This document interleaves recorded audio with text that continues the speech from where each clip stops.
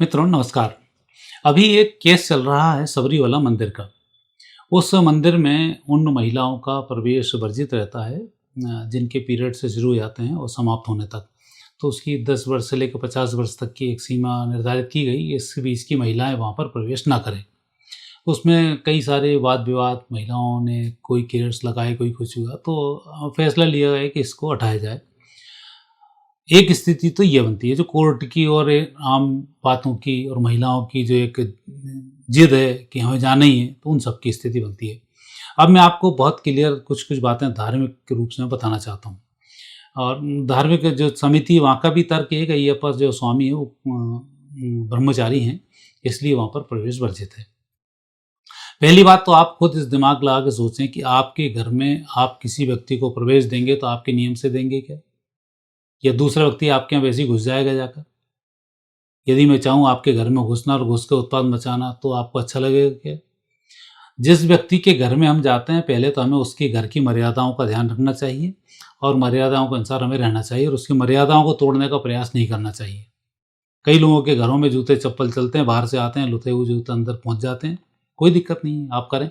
लेकिन कई लोग ऐसे हैं, बाहर के जूते बाहर रखना, तो नियम ये है कि आपको भी जूते उतार कर उसके घर में जाना चाहिए, ना कि अपनी विद्वत्ता का या हेकड़ी का ये परिचय देना चाहिए कि हमारे यहाँ जूते चलते हैं, तो हम आपके यहाँ भी जूते घर में ले जाएँगे, पहली बात। और दूसरी स्थिति है कि जो मंदिर पहले बनाए गए हैं, उनकी एक अपनी व्यवस्था है। अय्यप्पा मंदिर जब ब्रह्मचारी हैं, तो ब्रह्मचारी के लिए ड्यूटी बनती है कि वो कन्याओं के हाथ का भोजन करता है या वृद्ध माताओं के हाथ का भोजन करता है या वो स्वयं भोजन बनाता है। ये ब्रह्मचारी की विशेषता है। यदि आपने ब्रह्मचर्य धारण किया है और एक साधना में लगे हुए हैं, तो ब्रह्मचर्य की ये साधना की प्रथम ही शर्त है। या तो भोजन कन्या के हाथ का बना हो, खुद के हाथ का बना हो, सन्यासी के हाथ का बना हो या वृद्ध माताओं के हाथ का बना हो, पहली स्थिति। अब दूसरी में कई लोग इस बात को भी लेकर बहस करते हैं, पहले जब पापड़-वापड़ बनाते थे, तो उस समय में यदि रजस्वला महिला उसको देख लेती, तो लाल हो जाते हैं, आज भी हो जाते हैं। अब उन्होंने कुछ डालने शुरू कर दिए, तो उससे इस तरीके का प्रभाव नहीं पड़ता है, तो बोल देते हैं कि ऐसा प्रभाव नहीं पड़ता है और हम ऐसे बनाते हैं। तो ये तर्क और कुतर्क वाली यहाँ पर बात आती है। अब बात आती है कि आपको दर्शन करना ही क्यों है? कई मंदिर ऐसे हैं जहाँ पुरुषों का प्रवेश वर्जित है, वहाँ कोई प्रवेश नहीं जाता है। मंदिर ऐसे हैं कि जहाँ पर आपको मर्यादाएँ हैं कि आपको साड़ी पहन कर आना है, आपको घुटने आपके ढके होना चाहिए, हम उन मर्यादाओं से जाएँगे। जुडिशरी में जाते हैं तो सफ़ेद और काले कपड़े का वहाँ विधान है, जज हो चाहे वकील हो, सबको वैसे ही जाना पड़ता है। नेतागिरी का विधान है, वहाँ पर कुर्ते पजामे बैठकर आपको नेतागिरी करनी पड़ती है। हर जगह के अपने ड्रेस कोड हैं। अभी एक वो आया नया, संसद में घुस जाता टी-शर्ट पहन के, क्या वैल्यू बची? एक टी-शर्ट में पहन के वो आया था यूक्रेन वाला, सुपड़ा साफ करा दिया। तो जिस जगह जाओ आप उस जगह की उस मर्यादाओं की वैल्यू होती है। आज पुलिस वाले कई रिश्वत लेते हैं, कई बदतमीजी करते हैं, लेकिन पुलिस के जो सिस्टम होता है उस सिस्टम के लिए व्यक्ति का सम्मान होता है, इसलिए तमीज़ से बात करता है इन पुलिस वालों से। रिटायरमेंट के बाद इनकी क्या वैल्यू बचती है? तो व्यक्ति के उस सिस्टम का सम्मान है, जिस सिस्टम के यहाँ आप जा रहे हो। तो आपको उस नियम से वहाँ जाना चाहिए। ये अनावश्यक विवाद हम भी देखेंगे, हम भी आप कर क्या लोगे पीरियड टाइम पे वहाँ जाके? पीरियड टाइम पे तो यदि आप देखे जाएँ तो आप वैसे खुद भी बहुत अच्छी एनर्जी फ़ील नहीं करते। और योग शास्त्र की बात की जाए तो पीरियड्स टाइम पर महिलाओं को चुप बैठने का इसलिए कहा जाता है कि जब महिलाओं के ये मासिक चक्र चलता है तब इनकी ऊर्जाएं अधोगामी होती हैं और अधोगामी ऊर्जाओं को जब ऊपर उठाया जाए तो पीरियड्स बंद हो जाते हैं। आज जो महिलाएं आपको लड़कियां आपको मोटी मोटी मिल रही हैं ना, नाना प्रकार के रोग मिल रहे हैं, पीसीओडी की शिकायतें मिल रही हैं और यूटरस के ऑपरेशन हो रहे हैं, यूटरस में सिस्ट बनी हुई हैं, बच्चे पैदा नहीं हो रहे हैं, उसके पीछे कारण ये है कि जब आपके पीरियड्स टाइम शुरू होता है तब आप शांति के साथ नहीं बैठते हैं, घूमते रहते हैं, पढ़ाई करते रहते हैं। तो जो ऊर्जा नीचे जाकर पूरे क्लियर करना चाहिए आपके ब्लड को, पूरा क्लियर नहीं कर पाती है और ऊर्जाएं सिर के ऊपर उठ जाती हैं। और यही कारण है कि लोगों को कॉन्स्टिपेशन भी बहुत हो रहे हैं, महिलाएं नहीं पुरुषों का भी ऐसा हो रहा है। कई लोग लेटरिन बाथरूम में जाते हैं, पेपर लेके चले जाते हैं, कॉन्स्टिपेशन की शिकायत हो जाती है। उस समय ऊर्जा अधोगामी होती है, आप उसको ऊर्ध्वगामी बनाते हैं।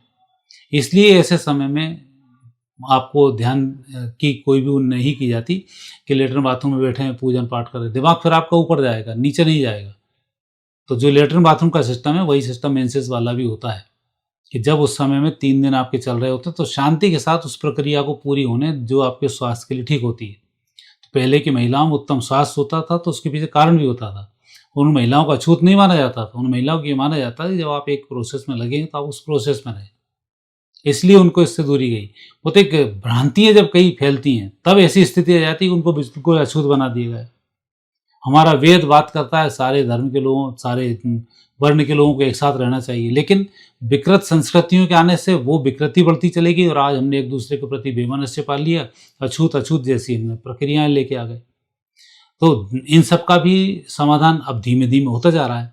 लेकिन ये जो प्रोसेस है मंदिरों में जाने की, मंदिर कोई सिनेमाघर नहीं है कि आप वहाँ एक तस्वीर देखने के लिए जा रहे हैं।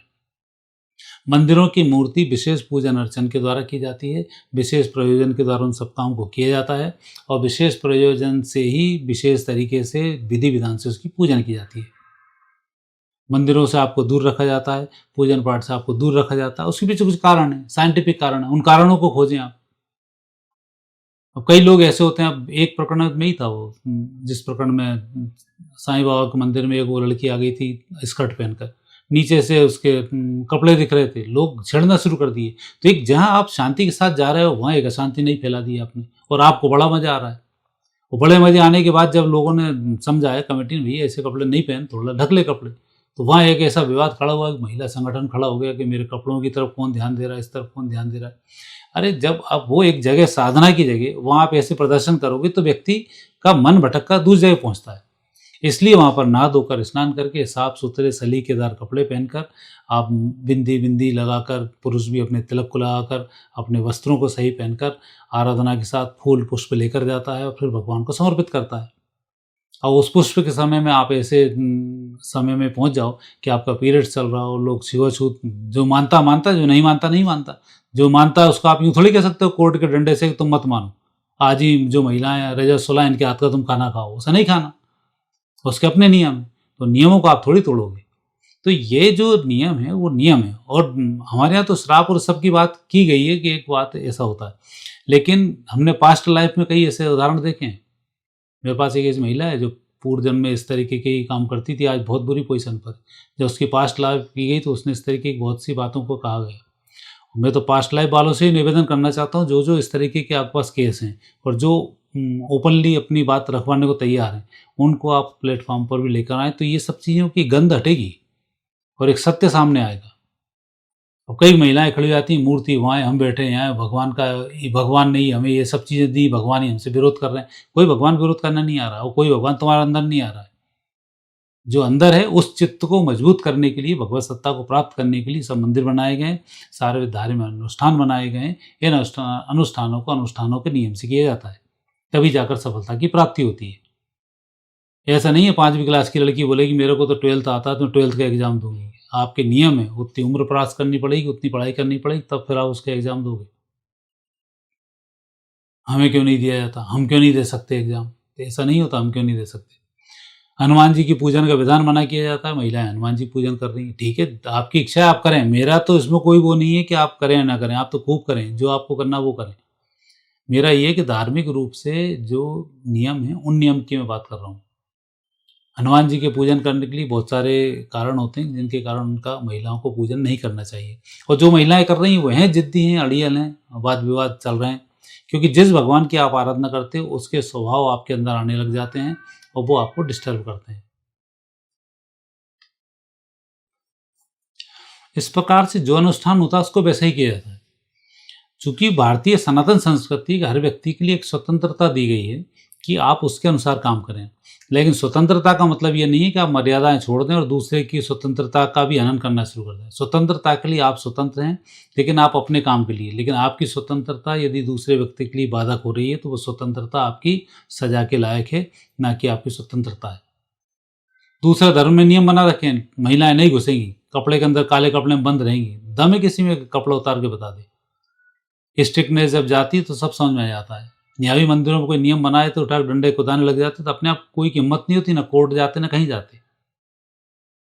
अब कोर्ट का भी न्याय करना नाम जरूर न्याय का है, लेकिन ये न्यायपालिका तो कहीं दिखाई नहीं देती। यहाँ पर समझौता पालिका है, न्यायपालिका, तो न्याय बहुत ही कम होते हैं।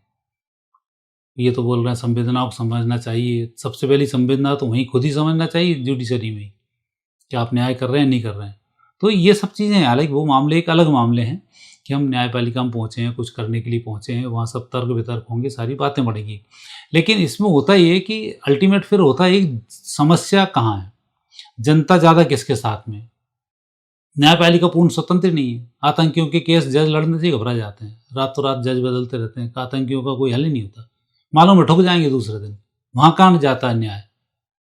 लेकिन जहाँ संवेदनाएँ वाली बात आती है, जहाँ एक उसकी बात आती है, वहाँ न्यायपालिका अपना लठ लेके बिल्कुल भिड़ जाती है। तो उन चीज़ों का भी इसमें थोड़ा ध्यान रखना चाहिए। उस मंदिर में प्रवेश बंद है तो बंद है। आपको जाना क्यों? और कहीं करना है, आइए आप स्वामी घर में तस्वीर ले जाओ, घर में कर लो, इतनी सारी स्वतंत्रता तो आपको दी हुई। नहीं, हमें वहीं जाना, वहीं खड़े होना, उसी समय में जाना है। तो ये तो एक ज़िद है पागलपन की कि आप वहाँ पहुँचेंगे और वहाँ की व्यवस्थाओं को अव्यवस्था में कन्वर्ट करेंगे।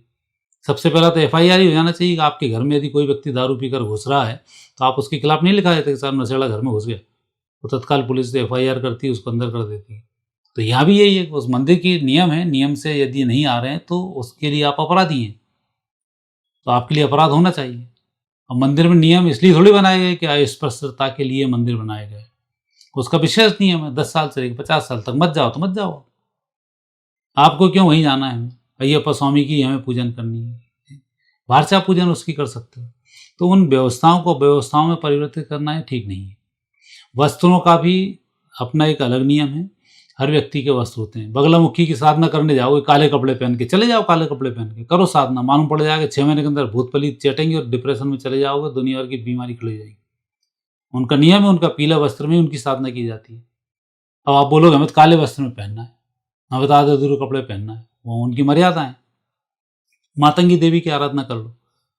जब आपको चमत्कार देखने हैं तो कुछ दिन पहले प्रयोग करा लो इन सब के और उनके लोगों पर आने वाले समय में उनका रिजल्ट देखो क्या हुआ। तब आपको समझ में आएगा कि मर्यादाएं क्या होती हैं क्या नहीं होती। शनि भगवान की पूजा करो आप सफ़ेद कपड़े पहन के, आपको समझ में आ जाएगा सब। पूरे कोढ़ हो जाएगी, स्किन के रोग खड़े हो जाएंगे।